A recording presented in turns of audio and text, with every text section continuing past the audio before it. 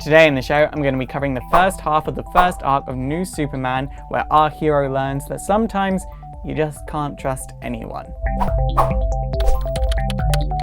So there are some things that I want to clarify about this. Number one, I have done a video covering the first 2 issues of New Superman before, about a year ago. I just kind of want to recover those while I do the first arc. And second of all, New Superman didn't replace anyone because the original Superman is still there. There's this big misconception that people have about New Superman that he's replaced the old Superman, when actually the old Superman's alive and kicking. He's got a kid that's working with Damian Wayne. It's a whole thing. Like, Superman's fine. This is just a new Superman from China. So our story starts off with our hero actually narrating it, and he tells us that in the history of China there are only 3, maybe 4 people that are as important as he is. Like, he's super important in his mind. And we see this kid, he's running from something, he's running, and then suddenly he gets punched around the face while a drink gets stolen from him. And it turns out our new Superman is actually a dickhead bully. He spends every day bullying this kid, stealing his lunch. It's like, just not right. And then finally today, this kid stands up for himself by throwing his lunchbox at Kong Kenan,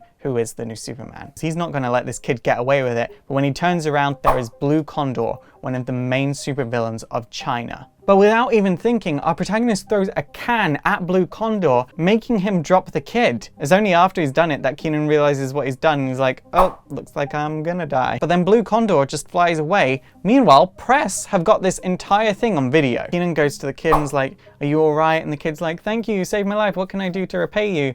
And Kenan's just like, give me all of your money. And the kid agrees and promises to pay him more tomorrow. That's when a reporter called Laney Lan runs up to him and is like, I want to interview you. I uploaded this video of you to the internet and it's already got 500,000 views, and now the world wants to know your name. On a live broadcast, he tells the world that he's Kong Kenan, and there seems to be someone watching, and they decide that he is the one. During the whole interview, Kong's trying to flirt with Laney Lan, and she's just kind of like, settle down, kid. Settle down. But she wants to interview him later today to meet his family, so she gives him his card and she's just like, text me your address, I'll be around by 7. Kenan runs home to tell his dad, and his dad just doesn't care. He completely blows his kid off. He says, no, I won't be home for the interview tonight because I have my writers group and that's more important. And Kenan's like, but you have your writers group every week. Like, can't you just miss once? And he's just like, nope, don't care. Don't care. And then his dad is like, I know you're probably bullying that kid to begin with. Like, why were you even together in the first place? Just, I know who you really are, Kenan. I have no interest in taking part in this interview. Go home. Kenan goes to his mother's grave to just think for a bit. And that's when a mysterious woman comes up to him and is like, I've been looking for you, Kong Kenan. Kenan at first is like, I'm not interested. Sorry, you're gonna have to go away. And then she's like, I'm from the Ministry of Self-Reliance. My name's Dr. Omen. We have found a way to replicate Superman's powers in the right person. We believe you are the right person because you have the heart of a hero. Kenan, feeling really rejected by his father, instantly agrees to this. Like, his dad's gonna give him attention if he's Superman. They have him put on this suit and then step into this containment chamber. And then they tell him, oh, it might result in terminal failure. And he's like, wait, I've changed my mind. Wait, no, I don't want to do this anymore. But they just go ahead with it anyway. And he is put in so much pain going through this process. He has this dream where he sees his mother in the plane that she actually died in. And he sees himself as Superman. And he feels like he can go and save her. And then we look at Dr. Omen and her assistant. And Dr. Omen's just like, right, shut off the power. And the assistant's like, what about the kid? And she's just like, look, either he's dead by now or it was a success. Either way, just shut off the power. But before they get a chance to, Kenan comes flying out of the containment chamber. However, he can't control his powers just yet, so when he opens his eyes, he instantly shoots lasers, destroying one of the walls in the building. So Dr. Omen has to summon in the Wonder Woman of China and the Batman of China. He tries to defend himself, but he can't really control his powers at this point, so the two of them instantly tie him up and then tase him. When he wakes up, it's been a whole 24 hours, so he calls up his dad and is like, don't worry, I'm safe, nothing's wrong. And his dad's like, oh, what are you talking about? And Kenan's just like, I've been gone. I didn't come home last night. And his dad's just like, oh, I didn't notice. But then he's like, wait, I can tell my dad about the Ministry of Self-Reliance to get attention. And as he's about to tell his dad, Dr. Omen snatches his phone off of him and uses her watch to replicate Kenan's voice and causes his voice to say down the phone, I'm going around a friend's house to study tonight. You won't believe how much homework I have. Dr. Omen is like, you are now going to be a part of the Justice League of China. You don't have a choice in this. And Kenan's obviously like, fuck this. I am going home. And he tries just punching his way out of the room, and his powers are gone. And his instant reaction is like, what did that tubby Batman use on me? Like, what did he do to me? But Dr. Omen is like, your physiology remains altered, and what she means by this is he is now essentially a Kryptonian. However, it is undeniable that his powers have gone dormant, so she's just like, you are not to leave this tower until your powers come back, until we figure out what's happened to them. And then she places this visor on him that, in the event that his powers should come back, will prevent his heat vision from shooting out and destroying everything. But also, he can't take it off. The only one that can take it off is Dr. Omen. And then she begins playing a history of the Justice League to him. And then Keenan's just like, Superman doesn't do homework, and then she electrocutes him through the visor. There's a lot of electrocution going on in this. Bit mean. Meanwhile, with Keenan's father, his writers group are up to something really suspicious, and all he says is we have much more important matters to attend to. What are these important matters? I want to know, but we don't know just yet. Then we go to Dr. Omen, and she's giving the next mission to the Wonder Woman and Batman of China, and they have to go and save a woman called Wei Li, who actually runs the largest data consultancy agency in all of China. The last image captured on her home security system showed her being attacked by Sunbeam. But then Keenan turns up and is like, Batman only knows that because he's a nerd. And then Wonder Woman bites back with, sorry we beat you so easily. If we'd known you were so fragile, we would have gone easier.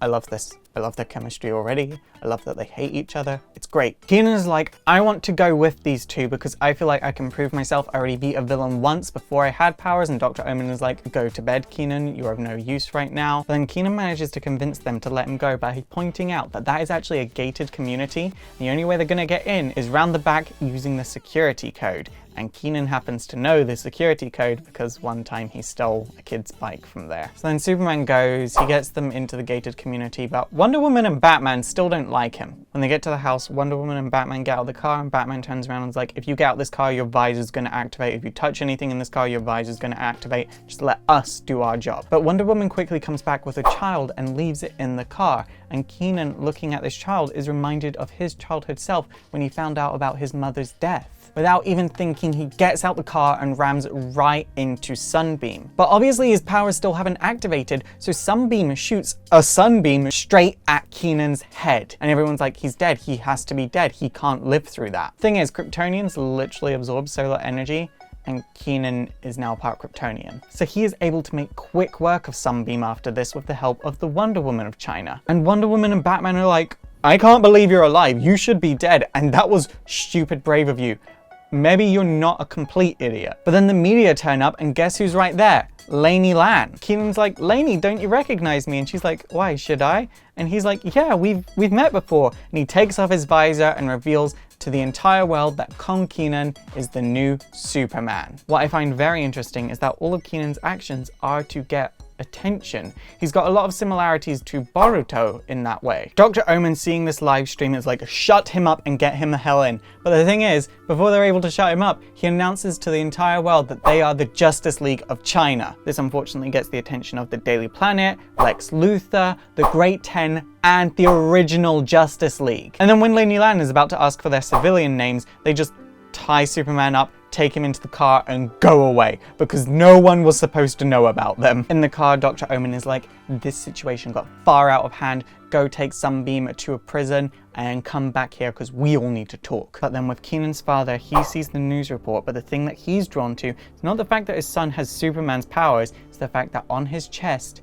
is the bagua. The bagua means 8 areas in English. Each side of the octagon traditionally has an associated Yao symbol, and each of these associate an element with either yin forces or yang forces, which typically mean male and female. I love this concept from Taoism, and it really relates to New Superman in a lot of ways, and I'll definitely get into it a lot more in the next part if you guys would be interested in that, so please let me know down below. So they take Sunbeam to the Crab Shell, which is this underwater prison equipped to deal with supervillains. It's the only one in China like it. Each cell has been custom designed to deal with the person that's inside of it. So each cell will neutralize the powers of the person in there. Upon returning to the Oriental Pearl Tower, they would go to Dr. Omen. Dr. Omen instantly shoots Keenan with this laser gun. It's like, who the hell gave you permission to reveal your identity to the public? You and your father are gonna need us more than ever now. You are basically enslaved to us for life, because guess what? How long before villains go after you and everything you've ever loved? 1 month, 2 months tops, and from now on she expects Keenan to do as he's told and nothing more. And then after Keenan's recovered, the Wonder Woman of China comes to him, and the two of them have like a real heart-to-heart moment, and she says, "The only thing I don't understand is why you did it. I've done a lot of really stupid things for a crush before, but I would never do that." And Keenan admits that it was stupid. This is probably the first time in his entire life that he's had to admit that what he did was stupid. And then he almost admits out loud that he wasn't doing it for Laney Land, he was doing it because he knew that he would be on TV and therefore his father would see this. They then sit down and talk about the mission that they just did, and basically they're like, 2 days ago, your friend was almost kidnapped. His parents are in this investment group with 2 other people. Wei Li is also in this investment group, which means the next victim is going to be the 3rd person in this investment group. This person's a marine biology professor, and like, he's on the list. Superman and Wonder Woman both want to go and check this out. Meanwhile, Batman's like, I don't like going against protocol. But Wonder Woman's just like, you know, you designed the security systems and we were set up to protect people for a reason, so let's go against protocol just this once, just this once. We're not even gonna fight, we're just gonna go after hours and check things out. And he agrees. When they arrive, the marine biologist is already there and he thinks they are the bad guys, so he unleashes this giant sea creature on them. It has acid blood running through its veins, so if you cut through it, that's it, you're dead, so they can't make it bleed. Meanwhile, the bad guys are coming up front trying to kidnap the marine biologist because they figured something like this was going to happen. Superman accidentally makes the sea creature bleed, but then upon making it bleed, Keenan figures out that if its acid gets in its eye, that's it, it's lights out for this creature as well. So they all make it bleed in ways where the acid will drip into the creature's eyes. But upon beating the creature, they turn around, the marine biologist is being held captive by people they don't recognize. But among them is Blue Condor, and he can make all air obey his will, including the air in Keenan's lungs. Among them is the Flying Dragon General, and he is the leader of the freedom fighters of China. And he tells the Justice League that they will allow him passage or Superman will die. And that's where we're going to end this. So if you don't know this, I am like very loosely part Asian, but my sisters are fully Vietnamese, and then I spent a lot of my childhood sort of going back and forward from Singapore to the UK. And to see something that takes so much of Chinese culture into comics, it meant so much to me, and I was so excited for this book, and I'm so happy that I like it. I love new Superman's design. I'm definitely going to cosplay him. I've already got like my fabrics picked out. Like, one of the fabrics is going to be a stretch suede, another one's going to be PVC. Like, I've picked it out perfectly. And it takes Taoism into account, and like, you can get really in depth with Chinese mysticism and this book. Like, it's so good. I can't recommend it enough. And people just aren't giving it a chance. They're like, oh, Superman's been replaced. And it's like, no, he fucking hasn't. Superman is still there. This is just a new Superman. And there are some people like, it's a Chinese Superman, therefore it's social justice. That's not how that works. This book is far from being an SJW book. It is not politically correct at all. If it was meant to be politically correct, there would not be corporal punishment in this book. I really just can't recommend this book enough. I think it's for everyone. It's not just for people that are Asian or part Asian. I think it's genuinely for everyone. There's something in there that can appeal to everyone. And no one's reading it, and I don't know why, because in my opinion, it's the best book from DC at the moment. It's super effective! Okay guys, that is it for today. So what do you think of new Superman so far? Please let me know in the comments down below. Also don't forget to thumbs up, subscribe to all of my social links, and I will see you next time.